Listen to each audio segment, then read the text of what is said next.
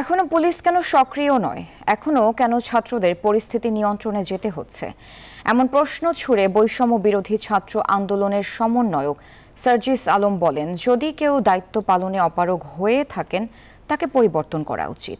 সন্ধ্যায় ঢাকা বিশ্ববিদ্যালয়ের রাজু ভাস্কর্যে ছাত্রদের উপর আনসার সদস্যদের রক্তাক্ত হামলার প্রতিবাদে বৈষম্য বিরোধী ছাত্র সমাজ আয়োজিত বিক্ষোভ সমাবেশে কথা বলেন তিনি। এখনো পুলিশ কেন পুরো দলের মাঠে নেই? গতকালকে কেন ছাত্র জনতাকে যেতে হলো সচিবালয় প্রোটেকশন দেওয়ার জন্য?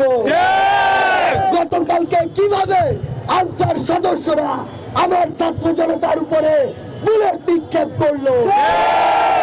কিভাবে ওই আনসার সদস্য নামের আনসার লীগদের হাতে অবৈধ অস্ত্র গেল?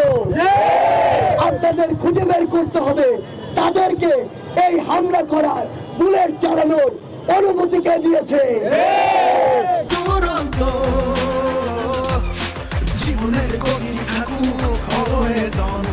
আমাদের জায়গা থেকে স্পষ্ট বার্তা, অন্তর্বর্তীকালীন সরকারের কোন একজন উপদেষ্টা যদি তার দায়িত্ব পালনে নিজেকে যথেষ্ট যোগ্য এবং যতটুকু শ্রম দেওয়া প্রয়োজন ততটুকুর উপযুক্ত না মনে করে, তাহলে তার নিজে থেকেই এর চেয়ে ভালো একজন অপশন খুঁজে দেওয়া উচিত।